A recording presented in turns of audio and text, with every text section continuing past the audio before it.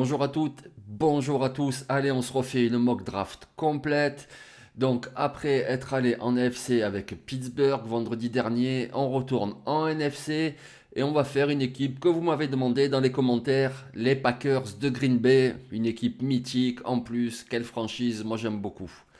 Allez, on commence tout de suite. Et alors voilà, les Packers cette année, ils ont exactement 154 choix de draft. Voilà, il y en a 300 000, notamment en fin de draft, mais il y a énormément de choix de draft.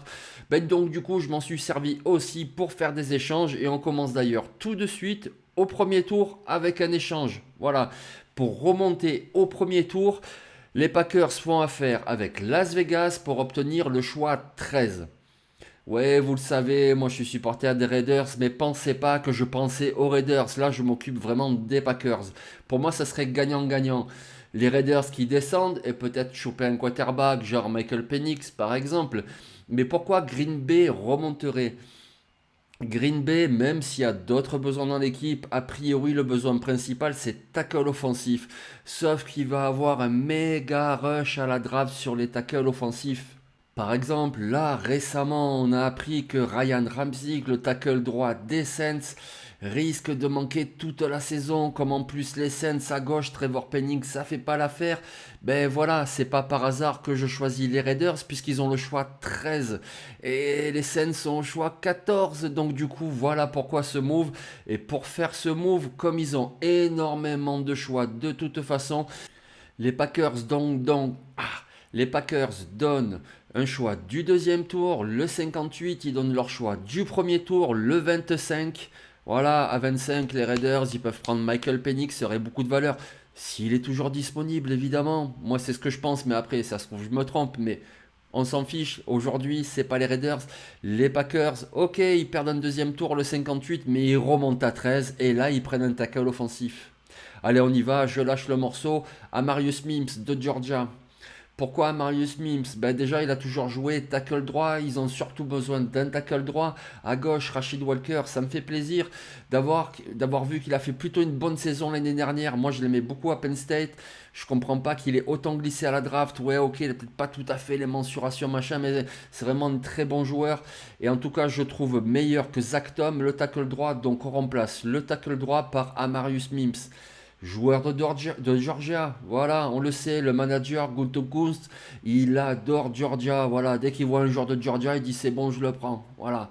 Et il y en a 300 000, les Stokes, les Walker, les Wyatt, voilà, il n'y a que du Georgia, en fait c'est les Georgia Packers. Vous me direz, c'est à peu près le même logo, hein, donc c'est peut-être pour ça, je sais pas. Mais bon, bref, Amarius Mims, vous en avez déjà entendu parler, le gars il est immense, le gars c'est Thanos, c'est vraiment un monstre, il est grand, il est hyper costaud, il est hyper mobile. Après, oui, bien sûr, il est encore brut de décoffrage, voilà. Parce que peu de titularisation, parce qu'à Georgia il y avait beaucoup de concurrence, ensuite il y a eu une petite blessure, etc. Donc du coup, voilà, il a assez peu d'expérience, mais il a vraiment le potentiel incroyable, incroyable. Et pour l'avoir, il faudra remonter un petit peu. Je pense que de toute façon, Mims partira. Même avant Latam, sans doute, par exemple, avant Guyton, j'en suis persuadé. Donc oui, on pourrait dire, il reste à 25, ils attendent, mais tu prends le joueur que tu veux. Il y a Marius Mims, il a vraiment un énorme potentiel. Plus tu rajoutes Georgia pour le manager, plus ceci, plus j'ai 3 milliards de pics, etc. Je sais plus quoi en faire. Et ben voilà. Et puis en plus, nous, ouais, puisque c'est moi qui fais ce mock, c'est pas vraiment les Packers. Donc du coup, on s'amuse. Allez, on fait un petit échange. Donc les Packers, choix 13, Amarius Mims, le tackle de Georgia. On passe au second tour. Oui, je viens de dire qu'ils l'ont donné aux Raiders, mais en fait, ils en avaient deux. Donc c'est pour ça aussi que tu peux te permettre. Ils ont conservé le choix 41. Et au choix 41, on y va avec le safety Cameron Kinchens de Miami. Cameron Kinchens, vous avez sans doute entendu parler récemment, entendu dire que voilà, au niveau athlétique, le draft process, c'est pas ça, ça s'est pas très bien passé. Mais après, il faut savoir, voilà, il faut savoir, le combine c'est important ou c'est pas important. Voilà, parce que quand un joueur flambe, il montre des qualités athlétiques incroyables, il y en a beaucoup qui disent ouais, mais c'est juste du combine, c'est pas du football, nani nana. Alors maintenant, on fait quoi? Lui sur le terrain, il a montré 11 interceptions en 2 saisons. C'est un safety, je vous le rappelle, c'est pas un cornerback. 11 interceptions en 2 saisons, 5 l'année dernière. Il fait pas un bon process, alors on dit quoi? On dit ah non, c'est pas bon. Voilà, moi je pense que c'est un très bon joueur de football, à une position à besoin pour les Packers. C'est très bien d'avoir signé Xavier McKinney. Tyler Nubin, ne rêvez pas, il ne sera plus là à 41, mais Cameron Kinchen, ça serait un très beau lot de consolation. C'est quand même un très bon joueur, un bon joueur de football. Mets-le en free safety, ça va vraiment aider l'équipe des Packers. Allez, puisqu'on y est, on s'amuse encore. Je regarde vite fait la compensation parce que je ne me rappelle plus, parce qu'on a fait encore un échange. Et oui, alors il est où ce truc-là? Il est là. Donc en fait, au troisième tour, les Packers de Green Bay donnent le choix 88. Ils donnent également un choix du quatrième tour, le 126, donc 88 plus 126 pour obtenir le choix 68 des Patriots de New England. Et pourquoi ils font ce move? C'est pour aller choper Jarian Jones, le cornerback de Florida State. Voilà, Eric Stokes va revenir, c'est pas un monstre, mais quand même, il a montré des bonnes choses. Jair Alexander, de l'autre côté, ok. Par contre, dans le slot, il faut vraiment améliorer cette position.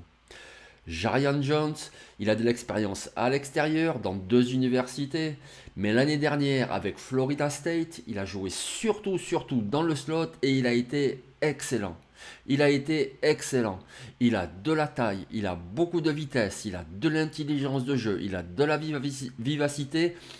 Moi, je pense que dans cette draft, vous avez Mike Senristil de Michigan et vous avez Jarian Jones qui sont les deux meilleurs nickel cornerback. Voilà.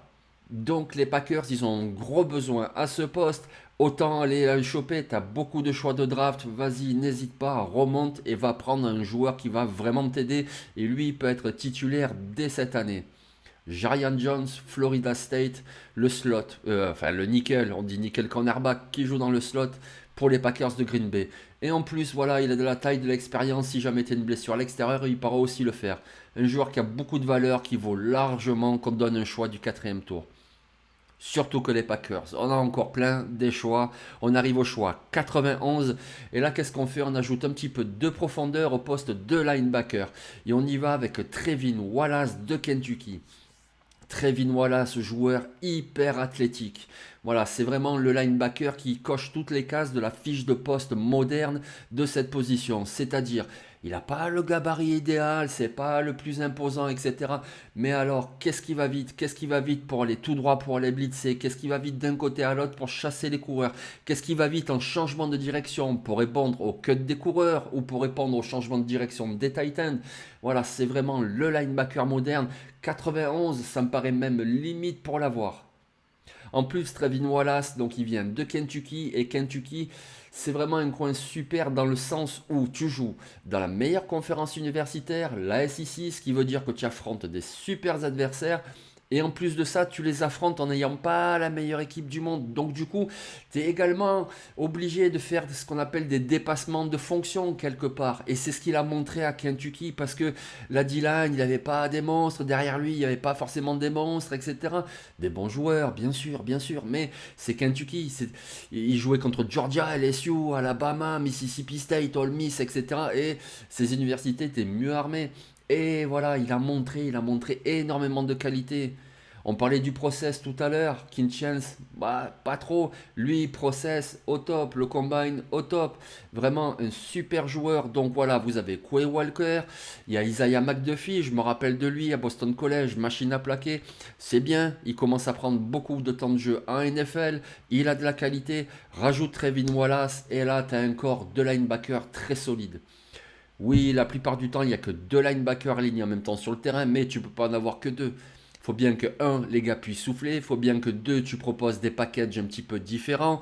Il faut bien que, trois, tu fasses face à d'éventuelles blessures. Et puis, quatre, il faut bien que tu prépares aussi un peu l'avenir. Et donc, tu rajoutes un rookie, tu rajoutes Trevin Wallace. Et ça serait un super choix pour les Packers de Green Bay. Maintenant, évidemment, ils ont commencé à donner beaucoup de munitions. Alors là, on descend. On arrive au choix 169. Voilà, on commence à être un peu tard dans la draft.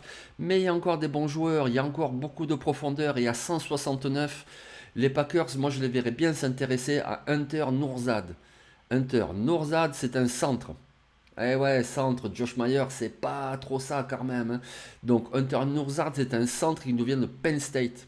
Il a transféré, avant il était à Cornell, voilà, chez les nerds, chez les intelligents, il a joué tackle là-bas, arrivé en Big Ten, ils l'ont plutôt mis au centre, mais pour un centre, il a suffisamment de gabarit, il a suffisamment de rapidité, que ce soit pour décrocher, aller bloquer, en protection.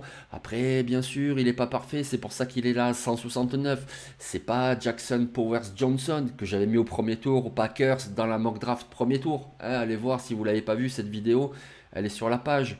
Donc, les Packers, a priori, moi je les vois bien prendre un centre au premier tour, ou alors tu attends un peu.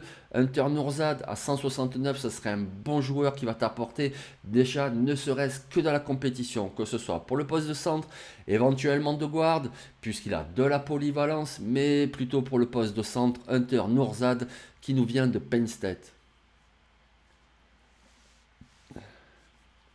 Je respire, désolé. Choix 202, on ajoute un receveur, il s'appelle Taj Washington, il nous vient de USC. Pourquoi un receveur? Les Packers, il y en a 3 milliards là. Il y a Watson, il y a Doubs, il y a Reed, il y a Wicks, il y a Touré, il y a plus tu rajoutes les Titans, etc. Oui, c'est vrai, c'est vrai. Après, Taj Washington, c'est un receveur très rapide. C'est intéressant. Même s'il y en a d'autres, même si Reed il est rapide, Watson il est rapide, mais la vitesse, ajoute encore de la vitesse, c'est intéressant. Taj Washington, il a fait une très bonne saison avec Caleb Williams. Il a inscrit de tête 8 touchdowns, il me semble. Voilà, vraiment une bonne saison. C'est un bon joueur, un bon receveur. Mais allez, je lâche le morceau. En fait, si je le prends, c'est surtout pour retourner les coups de pied. Voilà, parce qu'il a de l'expérience pour retourner les coups de pied et il le fait très bien. Il le fait très bien. L'année dernière, il était surtout utilisé en attaque, donc ils l'ont pas trop mis en équipe spéciale pour éviter qu'il se blesse. Mais les années précédentes, voilà, il retournait aussi beaucoup les coups de pied et avec son explosivité, c'est vraiment un joueur rapide, très électrique. Ben, il sait bien le faire et ça, c'est intéressant pour les Packers parce que Keyshawn Nixon, déjà, il va sans doute se faire prendre sa place par Jarian Jones, hein, si les Packers font cette draft-là. Et donc, du coup, tu n'as peut-être plus besoin de Keyshawn Nixon et c'est lui qui retournait une partie des coups de pied. Eh ben, tu le remplaces par Taj Gibson. Taj Gibson, pardon. Taj Washington. Donc, Taj Washington à 202. Le choix 219, intéressant le choix 219 parce qu'on va y aller avec un quarterback. Et ouais, on y va avec Sam Hartman de Notre-Dame. Pourquoi? Ben déjà parce qu'il faut un bon backup à Jordan Love. Sean Clifford, ouais, je sais pas. Bon, après c'est un backup, d'accord, ok. Mais Sam Hartman, toute l'expérience qu'il a amassée en université, c'est incroyable. 5 saisons dans 2 universités différentes. C'est un joueur fiable, solide. Après, bon, pourquoi il est disponible si tard à 219? C'est parce que il a déjà 24 ans, c'est parce qu'il a rien d'exceptionnel. Mais là, on parle d'un backup. Au niveau intelligence de jeu, le gars, il se pose là. Au niveau sérieux, il se pose là. Je veux dire, tu le mets dans la même pièce que Jordan Love et c'est clair qu'il va être le bon backup, le bon coéquipier. Si Jordan Love se blesse un match ou deux, pour la saison c'est mort, hein, mais un match ou deux, Sam Hartman, là, qui donc a terminé son cursus à Notre-Dame, il a l'habitude des matchs en jeu. Notre-Dame, il jouait devant 90 000 personnes, des grosses ambiances, des matchs retransmis à la télévision nationale, NBC, etc. Et ça compte. Donc si pour un match ou deux, il doit remplacer, hein, et déjà il ne sera pas effrayé. Donc c'est déjà un très bon point. Sam Hartman pour moi c'est largement meilleur que Sean Clifford. Et à 219, il nous reste deux choix. Ils sont encore très très tard là au septième tour. Le choix 245, on y va sur un coureur. Il s'appelle Blake Watson. Il nous vient de Memphis. Lui aussi, comme Sam Hartman, 2 universités. Il a commencé à Old Dominion et puis là il a terminé à Memphis. Ce qui est très intéressant, c'est qu'en fait, il a commencé son cursus universitaire comme receveur. Et ça se voit parce qu'il a fait une saison fantastique avec Memphis au sol, mais également en réception. Pour un coureur, évidemment, hein. Mais pour un coureur, il a fait une superbe saison en réception. Donc voilà, il t'apporte cette polyvalence-là. Il a la vivacité, il a en plus, il court bien, évidemment, il a montré avec Memphis. Il est capable d'être le running back numéro 3 derrière Josh Jacobs et Agi Dillon. Et en plus, il a de bonnes mains, et ça aussi, c'est intéressant dans certaines situations. Donc Blake Watson de Memphis, au septième tour, ça me paraît un bon ajout pour cette attaque des Packers. Et enfin, le dernier choix, c'est le choix 255. Donc 255, qu'est-ce que tu risques? Là, tu jettes les dés et tu fais vraiment un pari, parce que là, c'est vraiment un pari. On y va sur Antonio Alfano. C'est un joueur mi-ligne défensive, mi-edge rusher, ça dépend, faut voir comment tu le fais travailler. Mais voilà, c'est un peu un costaud, la Lucan Van Ness, mais tu peux peut-être en faire un edge rusher ou un 3-4 defensive end. Pourquoi c'est un très gros pari? Antonio Alfano, c'était, il y a 4 ans de ça, une recrue 5 étoiles. 5 étoiles. Et il va où? Il va à Alabama. C'était le cinquième joueur national du pays, voilà, de cet immense pays où tous les ans il y a des recrues, des joueurs de fou. C'était le cinquième. Mais il va à Alabama, il va pas en cours, il rate les entraînements. Après il dit c'est ouais, ma grand-mère était malade, nanina. Enfin, que des histoires, que des histoires. Finalement, au bout d'un moment, tout le monde en a marre à Alabama, vas-y, dégage. Donc, il va pour s'engager avec Colorado parce qu'il a bien accroché avec l'entraîneur Mel Tucker. Sauf qu'un mois plus tard, Mel Tucker, il accepte le poste, il va à la Michigan State et tout le staff s'en va. Et là, il se retrouve à Colorado avec un entraîneur avec qui ça accroche pas. En même temps, on fait l'effort, mon gars, mais bon, ça accroche pas. Bref, je vous la fais courte. Antonio Alfano, la recrue 5 étoiles, recruté par Alabama, il termine dans un junior collège. Voilà. Là, dernièrement, il était dans un junior collège. Mais il y a deux choses. La première, c'est que c'était une recrue 5 étoiles. Donc déjà, il avait quand même du talent. Il a du talent et depuis un moment. La deuxième, c'est qu'il vient de faire un process incroyable. Voilà. Il a fait un Pro D, il a fait les tests athlétiques et ouah, c'est juste extraordinaire les qualités athlétiques de ce gars. Donc le talent inné, il a. Les qualités athlétiques, il les a. Et tête de con, a priori, il l'a aussi. Sauf que tu es au choix de 155. C'est clair qu'au deuxième tour, non, t'engages pas des millions de dollars. Au troisième tour non plus, et ainsi de suite. Mais au septième tour, s'il est encore disponible, Antonio Alfano, eh ben oui, tu tentes le pari. Donc je vous remets les choix qu'on a fait aujourd'hui. Avec le 13, Amarius Mims, le tackle offensif de Georgia, faudra monter pour le chercher, hein. 41, Cameron Kinchens. Ok, les tests athlétiques, c'est pas ça, mais sur le terrain, par contre, il a montré de sacrées belles qualités, notamment en couverture. Jarian Jones, cornerback à mettre à l'intérieur du terrain, très bon. Trevin Wallace, linebacker très athlétique. Un centre au choix 169, Hunter Nourzad de Penn State, au moins poussé au derrière Josh Myers. À 202, Taj Washington, il peut apporter sur certaines séquences beaucoup de vitesse et puis pour retourner les coups de pied. Sam Hartman, le quarterback de Notre-Dame, vraiment le gars fiable, sérieux que tu mets en backup et voilà, ça va être le tonton de Jordan Love et il va vraiment l'aider.